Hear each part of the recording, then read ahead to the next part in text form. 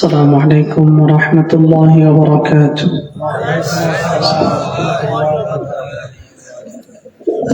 الحمد لله الذي خلق الإنسان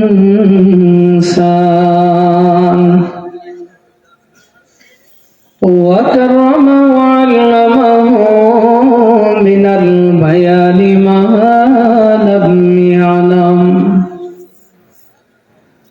فسبحان الذي لا يحصى امتنانه باللسان ولا بالقلم، ونشهد أن لا إله إلا الله وحده لا شريك له،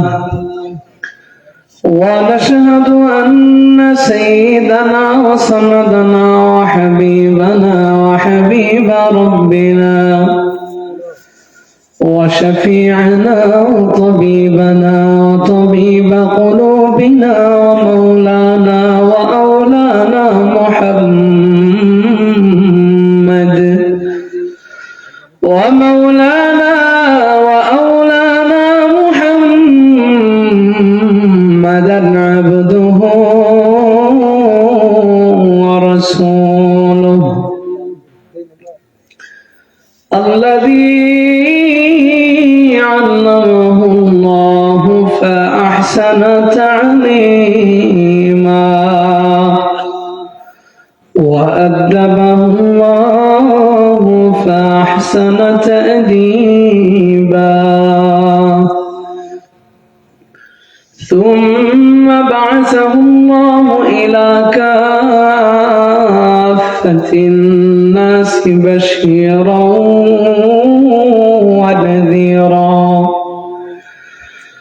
وداعيا إلى الله بإذنه وسراجا منيرا.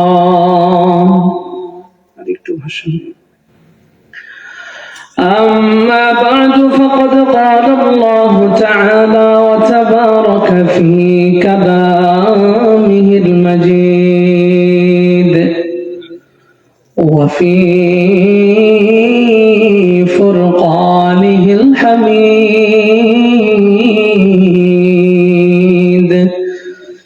أعوذ بالله من الشيطان الرجيم، بسم الله الرحمن الرحيم.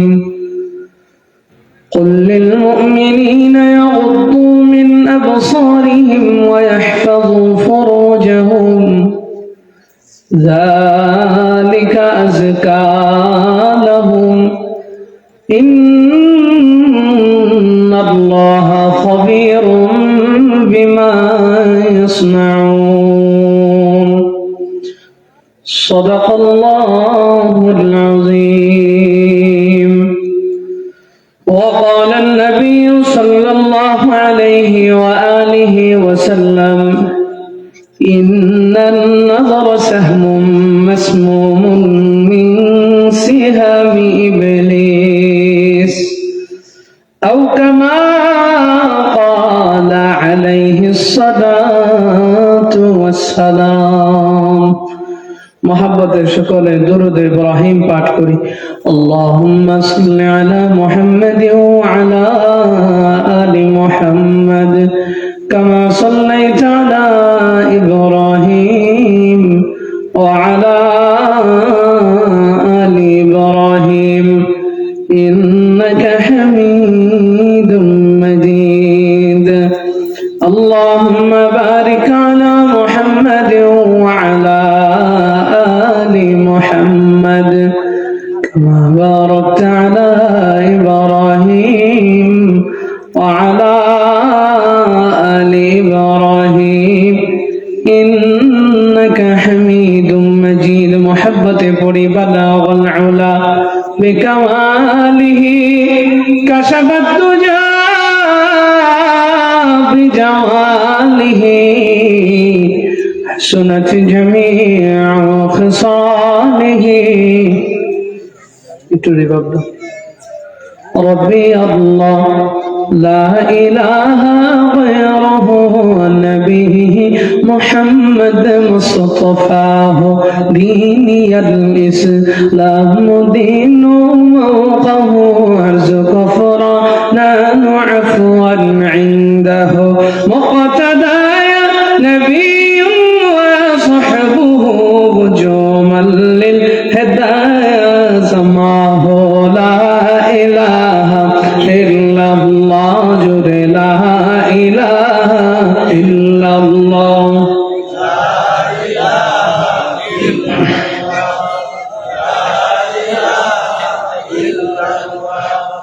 لا إله إلا الله لا إله إلا الله لا إله إلا الله لا إله إلا الله এই কালিমা পড়বে যারা কাজে লাগবে মরণ বেলা ভাইরে এই কালিমা পড়বে যারা কাজে লাগবে মরণ বেলা এই কালিমার রোশনীতে এই কালিমার রোশনীতে কবর হবে উজালা লা ইলাহা ইল্লাল্লাহ জুড়ে লা ইলাহা ইল্লাল্লাহ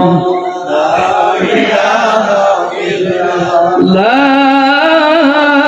ইলাহা ইল্লাল্লাহ মুহাম্মাদুর রাসূলুল্লাহ সকলে পড়ি সাল্লাল্লাহু আলাইহি ওয়া আলিহি ওয়াসাল্লাম। আলহামদুলিল্লাহ, মলিয়ানপুর যুব সমাজের উদ্যোগে আয়োজিত আজকের অষ্টম বার্ষিক ওয়াজ মাহফিলের মুহতারাম সম্মানিত সভাপতি আলহাজ জনাব আব্দুল গনি মিয়া জামায়াতে আমির কবুল জানিয়ে আজকের মাহফিলের সম্মানিত সহ সভাপতি মোহাম্মদ আব্দুল মুতালিব সাহেব, সভাপতি মলিয়ানপুর তোলাতলা জামে মসজিদ। আজকের মাহফিলের প্রধান অতিথি, বিশেষ অতিথিবৃন্দ, আজকের মাহফিলে উপস্থিত দিগের মুহতারাম মুআজ্জাজ উলামা ইকরাম, আমার সামনে উপবিষ্ট আল্লাহ তাআলার আশিকিন, যাকিরিন, শাকিরিন, মুহিব্বিন, মুহিক্কিন ও পিতৃতুল্য মুরব্বিয়ান ইজাম, আমার সামনে উপবিষ্ট আমার ছোট্ট ছোট্ট কলিজার টুকরা মাসুম বাচ্চারা, পর্দার অন্তরালে অবস্থানরত শ্রদ্ধেয় সম্মানিত মা বোনের, মহান আল্লাহ পাকের দরবারে অসংখ্য অগণিত লাখো কোটি শুকর ও সুজুদ যে মহান রব্বুল আলামিন আমাদেরকে অত্যন্ত দয়া করে, মায়া করে, ভালোবাসে। তার কুদরতি, রহমতি, বরকতি জান্নাতের বাগানে পবিত্র মজলিসে আল্লাহ তাআলা অসংখ্য অগণিত মানুষ থেকে আমাকে আপনাকে যাচাই ও বাছাই করে কোরআন এবং সুন্নাহ থেকে কিছু কথা শোনার জন্য এখানে আসার বসার মতো তৌফিক দান করেছেন। এজন্য অন্তরের অন্তঃস্থল থেকে মন প্রাণ উজাড় করে দিয়ে মহাব্বতের সহিত আকাশ বাতাস প্রকম্পিত করে কোনো কৃপণতা না করে সকলের সমস্যারে একত্রে শুকরিয়া আদায় করি, পরে আলহামদুলিল্লাহ। ও মলিয়ানপুরবাসী, আমরা শুকরিয়া আদায় করলাম কার? সবসময় শুকরিয়া আদায় করতে হবে কার? আমাকে আপনাকে জবান দিয়েছেন কে? আর কথা বলার শক্তি দিয়েছেন কে? তাহলে সর্বোচ্চ আওয়াজ পাওয়ার দাবিদার কে? এটাই বুঝি আপনাদের সর্বোচ্চ আওয়াজ নাকি আরো আছে? ওরা কোন সময় দেন? নির্বাচনের সময় 500 আর 1000 টাকার নোট পায় এক প্যাকেট আকিস বিড়ি অথবা আবুল বিড়ি অথবা রশিদা বিড়ি অথবা রং চা, যে চায় নাই কোনো আদা, নাই কোনো মশলা, আছে শুধু চিনি, তাও কোনটা পায় মোটাটা চিনি দিয়া লাড়াটাও ঠিক মতো দেয় না, নিচে জমে থাকে। এই জিনিস পায়া নেতা ভালো হোক আর খারাপ হোক তার নামে সত্য মিথ্যা মিশ্রিত স্লোগান দিয়া এমন জোরে জোরে স্লোগান দিছে, ভালো গলা নিয়ে সকালে বের হয়েছে, সন্ধ্যার সময় আর কথাই কইতে পারে না, আশের বাচ্চার মতো চেউ চেউ করে কথা কন, ঠিক কেন? জবান দিয়েছেন আল্লাহ, কথা বলার শক্তি দিয়েছেন আল্লাহ, সে আল্লাহর নাম ধরে ডাক দেয় না, নেতার গোলামি করি, নেতার নামটা ধরে ডাক দেই। আল্লাহ যদি চান আমার আপনার জবানকে বন্ধ করে দিতে এক মুহূর্ত সময় লাগবে, তাহলে চিৎকার মেরে উচ্চ সুরে উচ্চ আওয়াজে বলেন না আপনার আমার রবকে লিল্লাহি তাকবীর, লিল্লাহি তাকবীর। আল্লাহর নামের স্লোগান দিলে কি খারাপ লাগে? ভয় লাগে। এক শ্রেণীর মানুষের ভয় লাগে আল্লাহর নামের স্লোগানটা বলতে। আবার তারা কেউ কেউ বলে থাকে যে এই আল্লাহু আকবারের এটা কি রাজনীতির স্লোগান? ও দুনিয়ার মানুষ, আল্লাহু আকবারের স্লোগান কি রাজনীতির স্লোগান? আপনাদের কি মনে হয় রাজনীতির স্লোগান? কত বড় তাফসীরা হইলে পরে এই কথা বলতে পারে যে আল্লাহু আকবার এটা রাজনীতির স্লোগান? আরে আল্লাহু আকবার এটা আল্লাহর বড়ত্বের স্লোগান। মানে কি অর্থ? আল্লাহ বড়, আল্লাহর চাইতে বড় এই জমিনে, এই আসমানে, এই পৃথিবীতে, এই উভয় জগতে আর কেউ আছে? সব চাইতে বড় কে? আমার আপনার রবের নাম। এটা হচ্ছে মুমিনের পাওয়ারের নাম। আল্লাহর বড়ত্বের স্লোগানের মাধ্যমে মুমিনের ঈমানের ভিতরে জজবা তৈরি হয়। আল্লাহু আকবারের স্লোগানের সামনে কামান টিকে না, কোন তলোয়ার, কোন পিস্তল, কোন রিভলভার কিচ্ছু চলে না। আল্লাহু আকবারের পাওয়ারটাই হচ্ছে মুমিনের পাওয়ার। আর এই পাওয়ারের সামনে বাতিল, বেঈমান, মুশরিক, মুনাফিকের বাচ্চাগুলো থরথর করে কাঁপতে থাকে। কথাটা ঠিক কিনা? এই তাকবীরের স্লোগান মুমিনের মুখের ভিতরে উচ্চ সুরে, উচ্চ আওয়াজে সবসময় রাখার দরকার আছে না নাই? মুমিন যে কোনো সময় যে কারো সামনে আল্লাহু আকবার, আল্লাহ তাআলার এই নামের ধ্বনি দিতে কি ভয় করবে? সবার সামনে দেওয়া যাবে না ইনশাআল্লাহ। আমরা আল কোরআনের সৈনিক, আমাদের ভিতরে ভয় আছে কার? এই সবাই কয় না কার? আল কোরআনের সৈনিক আমি, নেই তো পরাজয়, এক আল্লাহর গোলাম আমি, এই তো পরিচয় আমার, এই তো পরিচয়। কথা কোন ঠিক কিনা?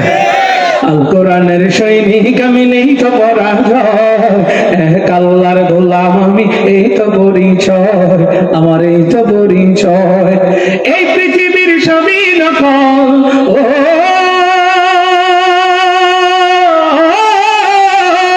এই পৃথিবীর সবই নকল, আসল কিছুই নয়, এক আল্লাহর গোলাম আমি, এই তো পরিচয় আমার, এই তো পরিচয়। আল কোরআনের সৈনিক আমি, নেই তো কোনো ভয়, এক আল্লাহর গোলাম আমি, এই তো পরিচয় আমার, এই তো পরিচয়। কোরআন হাদিস শাসনতন্ত্র, রাসূল আমার নেতা, উৎসাহ মূর্ছির অম্লান, ইতিহাস বীর গাথা। ঠিক না? কোরআন হাদিস শাসনতন্ত্র, রাসূল আমার নেতা, উৎসাহ মূর্ছির অম্লান, ইতিহাস বীর গাথা। আমার এই দিলেতে আল্লাহ ছাড়া, আল্লাহ ছাড়া এই দিলেতে নাই তো করো ভয়, এক আল্লাহর গোলাম আমি, এই তো পরিচয় আমার, এই তো পরিচয়। আল কোরআনের সৈনিক আমি, নেই তো পরাজয়, এক আল্লাহর গোলাম আমি, এই তো পরিচয় আমার, এই তো পরিচয়। এই পৃথিবীর সবই নকল, ও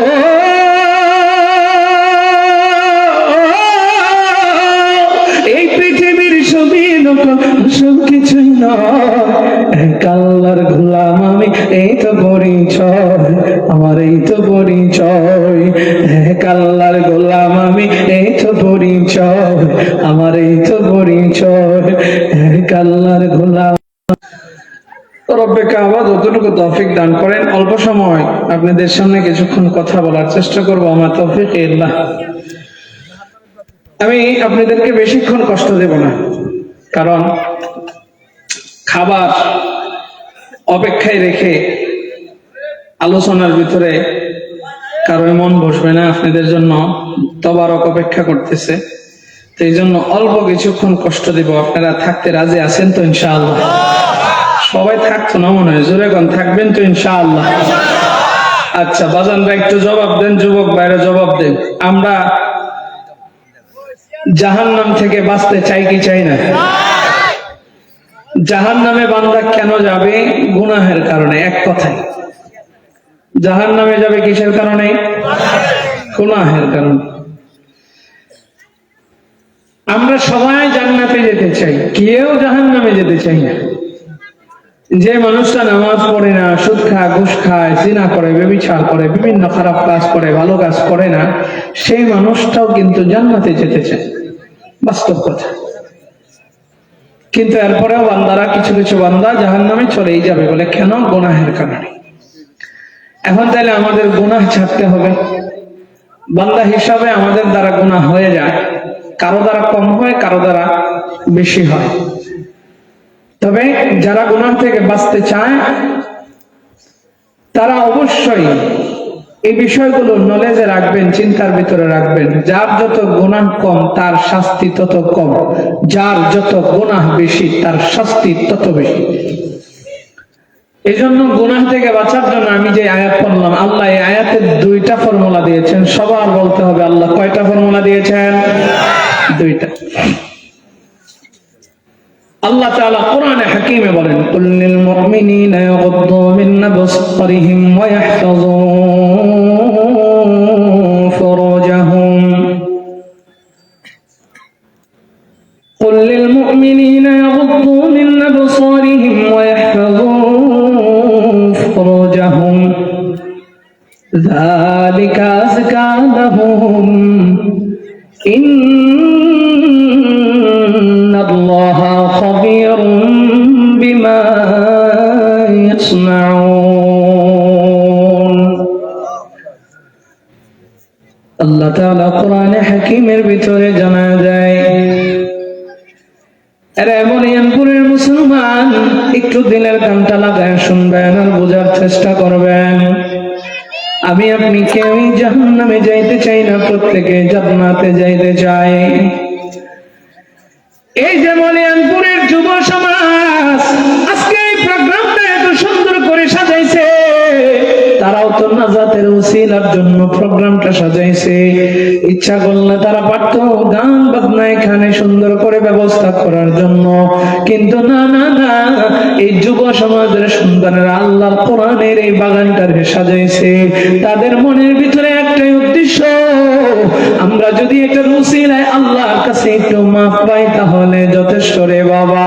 আরে আব্বা জানো, যুবক ভাই, এই যুব সমাজ এত সুন্দর জান্নাতের বাগানটা সাজাইছে, তারা জান্নাত লাভের আশায়, জান্নাত পাওয়ার আশায়।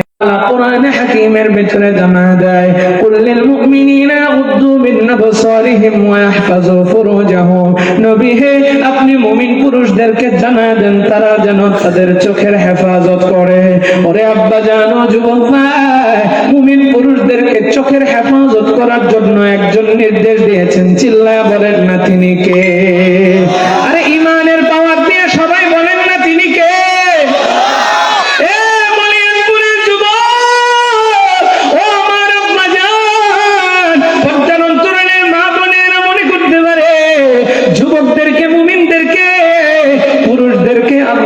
চোখের হেফাজতের জন্য বলছেন, মানে হয় নারীদেরকে বলেন নাই, না রে না। আল্লাহ পরের আয়াতে জানা দেয়, ওয়া কুল লিল মুমিনাতি ইয়াগুদুনা মিন আবসারিহিন্না ওয়া ইয়াহফাযনা ফুরুজাহুন্না। নবী হে, আপনি মুমিনা নারীদেরকেও জানা দেয় তারাও যেন তাদের দৃষ্টি সংযত রাখে। ও আব্বা জানো, যুবক ভাই, আল্লাহ মুমিন পুরুষ এবং মুমিনা নারী উভয় শ্রেণীর মানুষকে আল্লাহ চোখের হেফাজতের জন্য বললেন। কেন বললেন? কারণ আমি আপনি যদি চোখের হেফাজত করি তাহলে অসংখ্য গুনাহ থেকে বাঁচতে পারবো। কারণ আমি আপনি যে গুনাহ করি না কেন, সূচনাটা শুরু হয় চোখের মাধ্যমে। বলে কেমনে? ছোট্ট একটা উদাহরণ দিয়ে আমি আপনাদেরকে বুঝাইতে চাই। আরে যুবকেরা, কবির মনোযোগ, রাস্তা দিয়ে হাঁটতে যাইতেছে, হঠাৎ করে একটা নারীকে দেখতে পায়, নারীটার দিকে সে চোখটা দিয়ে তাকাইলো, এবার শয়তান ভালো লাগায় দিল। ওই নারীকে দেখা কল্পনা শুরু করলো, প্রথমে চোখের জিনা করলো, এবার নফসের জিনা হইলো। এবার নারীকে পটানোর জন্য তার পিস পিস পিস পিস যায়, পা ব্যবহার করে, খারাপ নিয়তে যায়, পায়ের জিনাটা হয়ে গেল। এবার সেই নারীরে যাইয়া পিছন থেকে ডাক দেয়, ও জরিনা। জরিনা কয়ে ডাক দিতে দেরি হয়, জরিনা তার দিকে তাকায়। আরে আব্বা জান, জরিনাকে রে জবান দিয়া সে ডাকটা দিল খারাপ উদ্দেশ্য নিয়া, জবানের জিনাটাও কিন্তু হয়ে গেল। এবার জরিনা তার সাথে কথা বলা শুরু করলো, কান দিয়া শুনলো, কানের জিনাটা হইল। এবার এক পর্যায়ে তাদের ভিতরে প্রেমের সম্পর্ক হয়ে যায়, শয়তান ধোঁকা দিয়ে দেয়। এবার তারা একে অপরের হাতের ভিতরে ধরে, হাতের জিনা হইল। এবার শয়তান চূড়ান্ত পর্যায়ে ধোঁকা দিয়া পার্কের ভিতরে নিয়ে যায়, অথবা চিপাই চাপাই নিয়ে যায়, অথবা ঘরে নিয়ে যায়, পরিপূর্ণ জিনার কাজটা সারায় ফেললো। এবার যুবক ভাইরা, আব্বা জানলা জবাব দেবেন, এতগুলো গুনাহ যে করলো, এই গুনাহের সূচনা শুরু হয়েছে কিসের মাধ্যমে? সবাই একটু আওয়াজ করে বলবেন, সূচনাটা হয়েছে কিসের মাধ্যমে? চোখের মাধ্যমে। এই চোখ যদি হেফাজত করে ফেলতো তাহলে এতগুলো গুনাহ কিন্তু হতো না। এই জন্য নবীজি বলেন, ইন্নান নাযারা সাহমুন মাসমুমুন মিন সিহামি ইবলিস। শয়তানের যত ধোঁকা দেওয়ার বিষাক্ত তীর আছে তার ভিতরে একটা বিষাক্ত তীর হচ্ছে এই চোখ। শয়তান বান্দারে ধোঁকা যে দেয় তার তো বিভিন্ন কৌশল আছে, বিভিন্ন সিস্টেম আছে। এই সমস্ত সিস্টেমের ভিতরে, সমস্ত তীরের ভিতরে একটা বিষাক্ত তীর হচ্ছে চোখ। এই চোখের মাধ্যমে শয়তান বান্দারে বিভিন্ন গুনাহের কাজে জড়িত করে। এই জন্য চোখ দিয়ে যদি আপনি নারীরে না দেখতেন তাইলে কি আপনার ভিতরে ভালো লাগাটা তৈরি হইতো? শয়তান পরের দোকানে দিতে পারতো না। এই জন্য যুবকদেরকে বলবো, স্কুল কলেজে ভার্সিটিতে পড়েন, অসুবিধা নেই, কিন্তু আমাদের এই বর্তমান বাংলাদেশের ভিতরে পশ্চিমা সংস্কৃতি যেহেতু চালু হয়েছে, পশ্চিমারা ওরা তাদের পশ্চাত্যগুলো আমাদের দেশের ভিতরে আমাদের মুমিন মুসলমানদের কোমলমতি সন্তান এবং বিভিন্ন সন্তানদেরকে ধ্বংস করার জন্য বিভিন্ন ধরনের তারা ষড়যন্ত্রের ভিতরে লিপ্ত আছে, এটা থাকবে। কিন্তু আমি আপনি যদি নবীর সুন্নাহ ফলো করি তাহলে আমাদের অনেক গুনাহ থেকে বাঁচা যায়। আপনি আমি যদি আজকে নবীর সুন্নাহ ফলো করতাম, হাঁটা এবং চলাফেরার ভিতরে নবীর সুন্নত আছে না নাই? আপনি হাঁটবেন কিভাবে? সুন্নত তরিকা দেখেন। আপনি সোজা আছেন, হাঁটবেন, মাথাটাকে একটু নোয়ায় রাখবেন, নজরটাকে একটু নিচের দিকে রাখবেন, নত রাখবেন। আপনি যখন রাস্তা দিয়ে হাঁটতেছেন, আপনার নজর যদি নত থাকে তাহলে সামনে কোনো নারী আসলে আপনি কি দেখতে পারবেন? এ কথা বল না। তখন না দেখলে আপনার দ্বারা গুনাহ হওয়াও সম্ভব নয়। এই সমাজের ভিতরে পুরুষ এবং নারী এবং যুবক এবং যুবতী, তারপরে যুবক বৃদ্ধ, সবাই এই চোখের কারণে গুনাহের কাজের ভিতরে লিপ্ত হচ্ছে। অনেক বুড়ারা মনে করতেছে যে এটা মনে হয় যুবকদেরকে খালি বলতেছে, না, যাদের দাড়ি পাইকা গেছে, চুল পাইকা গেছে, এদেরকে উপর দিয়ে দেখা যায় বুড়া হয়ে গেছে, কিন্তু মন কোনোদিন বুড়া হয় না। কতক্ষণ ঠিক কিনা? এখন 60-70 বছর বয়স হয়ে গেছে, শরীরে যদি একটু শক্তি থাকে তাহলে তারও নতুন আরেকটা বিয়ে করবার মন চায়। কতক্ষণ ঠিক কিনা? ঠিক হলে করবেন ঠিক, বেঠিক হলে করবেন বেঠিক। আমার কাছে 75 বছরের একজন লোক আছে আমার জানা মতে, আমার আত্মীয়র ভিতরে 3 বছর হয়েছে, স্ত্রী মারা গেছে। আমার এখনো কয় যে নাতি এটা বউ দেখ না, নাহলে তোর বদদোয়া দেবে। তো এটা তো আমি একটা উদাহরণ দিলাম, এরকম শত শত উদাহরণ আমাদের কাছে আছে। কত মুসল্লি আছে, স্ত্রী নাই, দাড়ি পাইকে গেছে, চুল পাইকে গেছে, শরীরে একটু শক্তি আছে, তারা এখনো বিয়ে করতে মনে চায়। ও দুনিয়ার মানুষ, শুধু যুবকেরা স্কুল কলেজের ভিতরে যান, নজরের হেফাজত করেন, দেখবেন সমাজ থেকে ইফতিজিং দূর হয়ে গেছে। নজরের হেফাজত করেন, দেখবেন বিভিন্ন নারীদেরকে আপনি আমার বিভিন্ন ধরনের খারাপ ছেলেদের মাধ্যমে দর্শনের শিকার হচ্ছে। যদি নজরের হেফাজত হয় তো সেই দর্শনগুলো বন্ধ হয়ে যাবে। শুধু তাই নয়, অসংখ্য অশ্লীলতা থেকে নারী পুরুষ উভয়ে হেফাজতে থাকতে পারবে। কথা ঠিক কিনা? শুধু আমরা চোখকে একটু কন্ট্রোল করি। আর আব্বা জানেন, আপনারাও কিন্তু কম না। আমাদের ঢাকা শহরে বেশি, আপনাদের এলাকায় আছে কিনা আমি জানি না।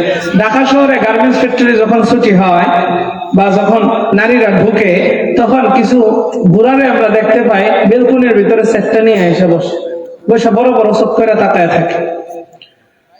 ও দুনিয়ার মানুষ, এই জন্য নারী পুরুষ উভয়ের জন্য চোখের হেফাজতের দরকার।